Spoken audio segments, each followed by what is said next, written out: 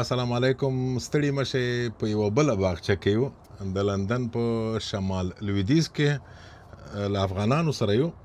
او اوس خو نو خپل پوهیږي وړی دی په لندن کې لمر کم یو خلک په لمر پسې ګرځي او په دې حساب موږ هم لمر ته او لمر چې بیا ډیر ګرم شي سیوري ته راځو.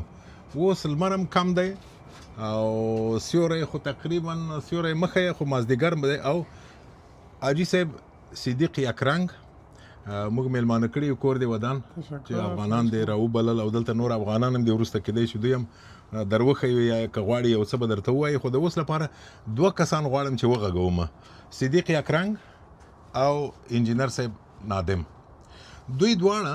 په لندن کې ډیر وخت اوسېږي او زما هدف هم دا و چې داسې کسان را سره وغږېږي چې په لندن کې ډیر وخت تېر کړی او خپلې تجربې تاسو ته او ما ته ووایي. زه خو یې پېژنم خو خیر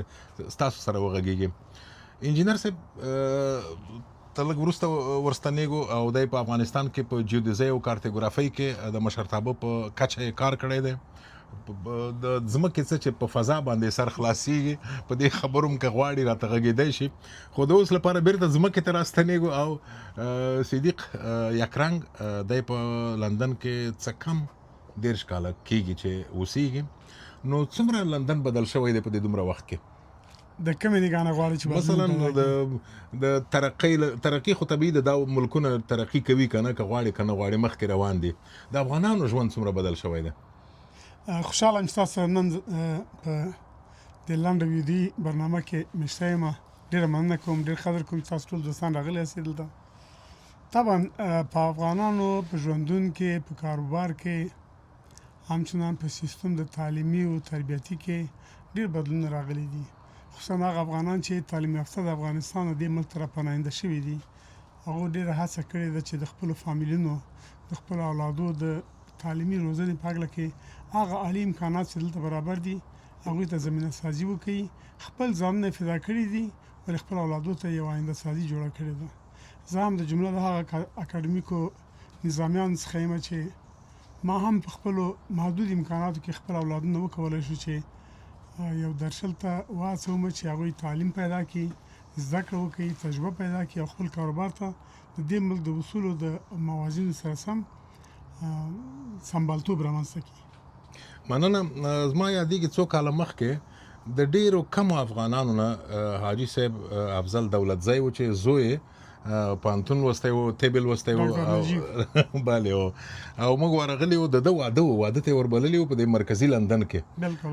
او ما ته ډېره جالبه وه ځکه چې دا ډېر پخوا و او ما ته په زړه پورې دا و چې دا خو غټه خبره ده چې یو افغان دلته دکتورا په سطحه باندې زده کړې کوي. خو اوس معلومیږي چې دا یوه عادي خبره شوله. نن سبا د ډیرو افغانانو زامن لوڼې دکتورا اخلي، انجینران دي، ډاکټران دي. نو دا معنی چې یو ښه خبر دی. بله ول نه، زه خپله باندې تاسو به هم دا اطلاع لرئ چې خپله باندې دغه فرهنګي ټولنې چې د افغانانو په مختلفو برنامو کې یا د مختلفو سوسایټیګانو د خوا نه ځینې برنامې جوړیږي ګډون کوم. واقعا افتخار کوم چې افغانانو د ډېرو لرو لرو سیمو نه هغه دکتوراوې اخیستې دي چې په نړیواله سطحه کې دوی ځان ته یو ریکارډ ټینګ کړی ده یا په اروپایي هېوادو کې ځان ته ریکارډ ټینګ کړی ده. زه تاسو ته مثال درکولی شم. ډاکټر صاحب آصف ایوبي د هغې لور په بخش د صدري کې نن ورځ په اروپا کې ځان ته یو الګو ده، واقعا ځان ته یو ریکارډ لري. همدغسې نور افغانان ډېر دي. زه چې کوم شناخت لرم زیات افغانان په تعلیماتو کې واقعا خپل ځان ته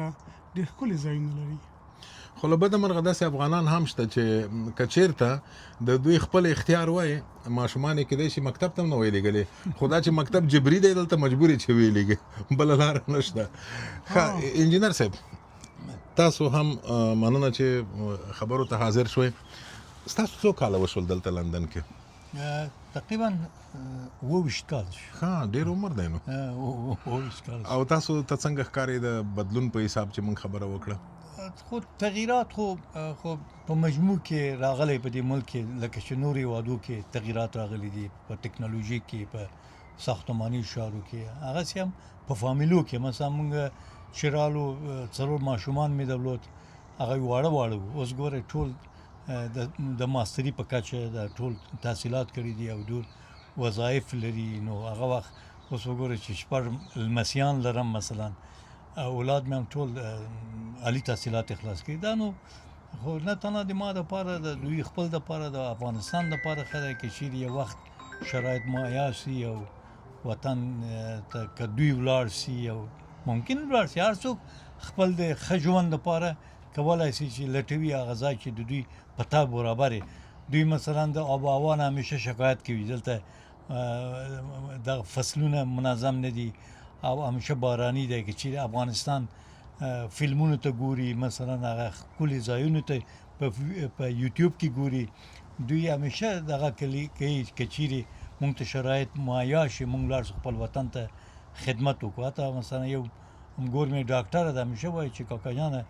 ما ته ښه دی چې زه خدمت هغه ځای کې وکړم چې خلک ورته احتیاج لري خصوصا افغانستان یعنی دا احساس په دې د دوی کې شته دی او ستاسو بچیانو کې هم دا احساس خو یو بل خبره مخکې تا ویل چې زه نه غواړم په سوداګرۍ او په دې شیانو خبرې وکړم خیر هغه به بل وخته پرېږدو ځکه چې زه چې خبر یم ته په سوداګرۍ کې لاس لرې او تکړه او خدای دې همداسې تکړه لره دا راته ووایه چې ما یو ورځ د یو بل دوست سره خبرې کولې ما افغانستان څه ګټه دی افغانستان ته ورسېده دا پوښتنه له تا نه هم کوم افغانستان ته څه په درد خورې راځه چې وړکي بیکګراوند ته لاړ شم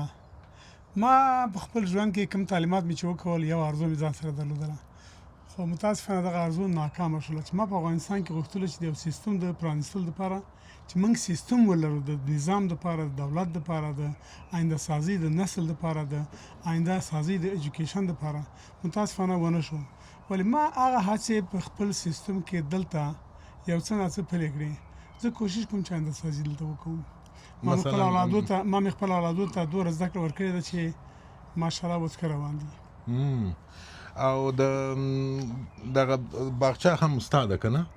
دې باندې خو دې پیسې نه دي ورکړې دا فکر کوم دومره ډېرې پیسې نه غواړي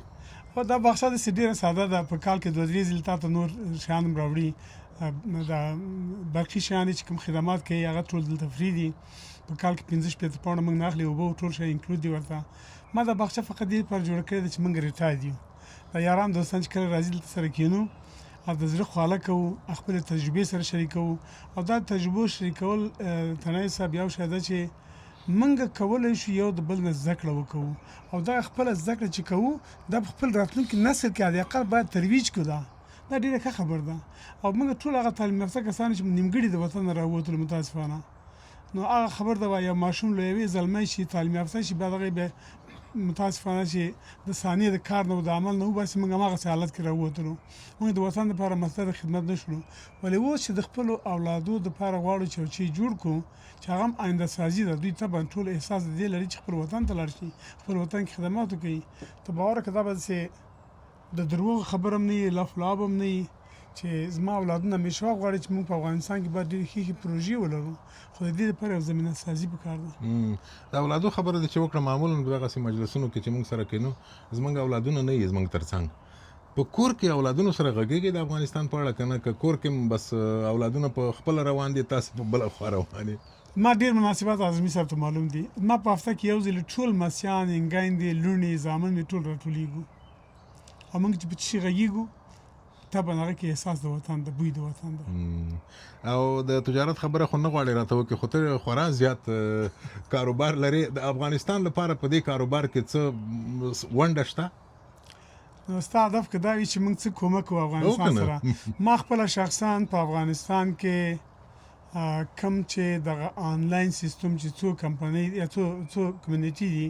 چې آنلاین غواړي چې د افغانستان خصوصا د جنونو لپاره درس تعلیم وکړي هغو سره زه سهم لرم فعال سهم لرم همیشه خو سره په رابطه کې یم او بل ما زیات کوشش کړی ده چې په افغانستان کې د تعلیمي په بخش کې زه حداقل د سمندر په منځ کې یو څاڅکی شم دا ما دپاره افتخار وي خپل ژوند دپاره مننه انجینر صاحب غواړم تاسو نظر هم واورو د افغانستان سره د ارتباطي پل جوړېدل څنګه کېدای شي ځکه معمولا یو ډول سره لرې شولو په افغانستان کې اوس حالات داسې دي چې له چا نه خبره کوي وایي والا افغانستان کې خو حالات داسې دي چې زه نشم تللی ته خپل افغانستان ته ځې روابط لرې تګ و راتګ یا د ماشومانو تګ و راتګ ته مخکې ویل چې غواړي چې ولاړ شي دا څنګه دا زمینه برابرېدلی شي چې ولاړ شي ماشومان دې هلته کار وکړي تړی صاحب زه یو خبره ته وکړم چې په وطن کې دغه رژیمونه تبدیلیږي ځي او راځي څه چې پاته دی هغه ولس دی هغه خاوره ده نه مو تقریبا 2 کاله مخکې د ابن سینا تر نامه لاندې په کانټیننټل کې یو کنفرانس دایر کړ دا کسان چې په جرمني کې دلته نور ځایو کې موږ لاس په لاس شو بل اخره داسې یو کنفرانس په دایر کې د افغانستان د توسعې لپاره چې یو روپۍ هم د چا وانخسته ټول په شخصي لګښت باندې دا کار وشو د تجار افغان تجار هم مرسته وکړه او تقریبا 100 پروفیسوران د امریکای نه رااله د مونږ په مرسته او کرایه او ټول مصارف او دغه د لرغونی پیژندنې په برخه کې د فرانسې یو پروفیسور د ایتالیا نه یو پروفیسور یو 2 چینایي پروفیسوران یو 3 د ایجوکیشن یا تعلیم په برخه کې د جرمني پروفیسوران دا ویراله دعوت مو کړ دلته په کانټیننټل کې کنفرانس دایر کړ او ډیر ښه نتیجه ورکړه ډیر انعکاسات هم درلوده نو هم د انرژي په برخه کې په هر برخه کې او طالبان استقلال کڅم تقریبا مونږ یو کال و دا مو په اصطلاح کوشش وکړي چې دوی طالبان واسو بل اخر دوی قناعت حاصل سي دوی اول خو په داسې استخباراتي ستګ مونږ باندې کتل بل اخر دوی پوښي چې مونږ استخباراتي خلک نه یو د وطن لپاره کار کوو غواړو مونږ په نه په سیاست کې نو په رژیم مونږ د افغانستان د توسعې لپاره د لپاره چې خلکو ته کار پیدا کو مشخص څه مو کولای شول د افغانستان د افغانستان لپاره انرژي په برخه کې مثلا د زراعت په برخه کې یعنی د ترانسپورت په برخه کې د تعلیم تربیه په برخه کې جوړول پروګرامونه بل اخر مونږ دغه مؤسسه راجستر کړ په وزارت اقتصاد کې اوس هم آنلاین مجلسونه لرو هفته کې 2 واره چې مختلف ډپارټمنټونه لري په زراعت برخه کې د معادن په برخه کې او د صحت په برخه کې او د اوبو د مار یا د مدیریت په برخه کې په ټول برخه کې ډپارټمنټونه جوړ کړی دي او د نن په افغانستان کې هم دي موږ سره موږ په بهر کې هم شو او جلسات لرو او موږ پروګرامونه ورکو او مثلا خصوصا د توریزم په اړه کې موږ خه نظریات ورکړي دغه ته وزارت اطلاعات نو عملاً دا کار شروع شوی دی مونږ او نتیجه نو بس مونږ خپل دغه ورکو خپل نظریات ورکو شریکو او دوی اوري دا مسله په هر برخه کې مونږ مشوره ورکو یکرنګ صاحب ته درته وایي چې دلته د افغانانو په منځ کې د روابط څه ډول دي کله چې په افغانستان کې خلکو ته دا جالب وي چې فرضاً افغانان چې په لندن کې اوسېږي دوی اتفاق لري نه لري هر څوک په خپل مخ روان دي که یو اتحاد شته د دوی په منځ کې ګوندونه دي ژبې دي او نه پوهېږم قومي مسایل دي که نه په دې اړه راته ووایه یار داسې فکر کوم په مجموع کې د افغانانو مناسبات خپل منځ کې سره ډېر صمیمي دي او غښتلي دي او آینده سازي دپاره فکر کوي خو دوی د بې وطنه شول د کلیو کور نه رامهاجر شول یا پناهنده شول دلته اوس کوشش کوي چې دوی د اوږدې مودې دپاره هغه برنامې جوړې کړي چې دوی خدماتو نتیجه یا فایده افغانستان ته ورسیږي خپل کورنۍ ته ورسیږي او دلته خپل منځ کې سره همپذیري وکړي یو بل موضوع چې په د اخر وختو کې ګرمه ده یو څه د کډوالو په باره کې تاسو ته معلومات شته د کډوالو په باره کې یا دا چې داسې ګوندونه واک ته رسیږي چې هغه د کډوالو سره جوړ نه دي یا په خپله کډوال هم مثلا افغانان داسې یو څوک شته چې هغه سم چلند نه کوي یا نه پوهېږم بدماشي کوي یا اغلا کوي یا جنسي تیری کوي په چا باندې او د یوه سړي له خاطره ټول افغانان بدنامېږي دا مسله مو څومره ځوروي او حل لاره یې وینئ طبعا تاسو هم په سوشل میډیا کې ګورئ تاسو خو د دې میډیا په حساب باندې هغه اساسي مرکزي سیستم کې اسئ کېدای شي کله کله په جرمني کې هالند کې یا په انګلیس کې ځینې افغانان یو غلط کار کوي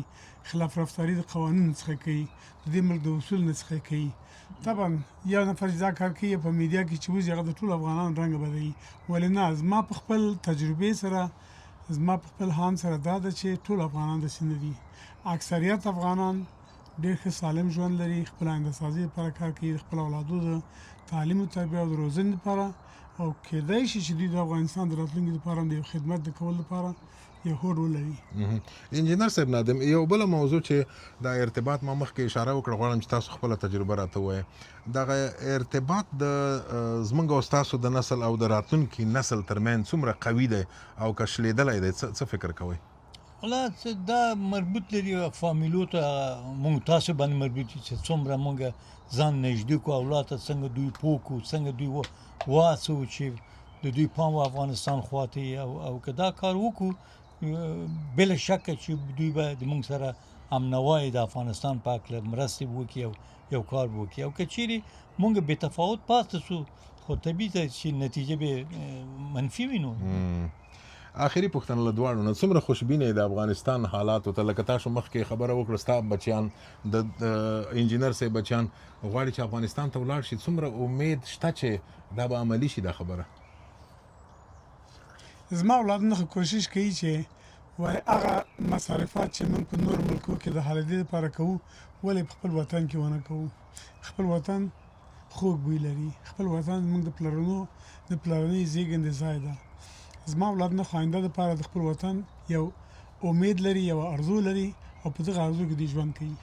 او ستاسو کار چې ما 3 اولاد دلته په افغانستان کې پیدا شوی یو دلته چې اوس 23 کلن دی باور وکړئ چې دوی یعنی تر هغه 3 نور دی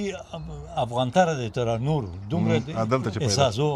احساس پکې شته او خپل ځان افغان بولي او دغه د پاره ده چې څنګه وکولای شي پام اخواته دی همیشه ډیره مننه نو لکه چې وامه اورېدل یوازې موږ نه یو دغه ملګري دا نور ملګري هم کېدای شي وروسته در وښیم موږ سره دلته نور ملګري هم شته یوازې موږ نه یو زموږ اولادونه هم د خپل وطن یعنې زما د وطن زموږ د وطن په فکر کې دي او غواړي چې ورشي خو خبره دوه طرفه ده په هغه خوا کې چې څوک دی هغوی د هم دې ته پام وکړي چې دا وطن مو شریک دی او دا وطن مو ګډ دی او د ګډ وطن لپاره په ګډه کار کول پکار دی روغ اوسئ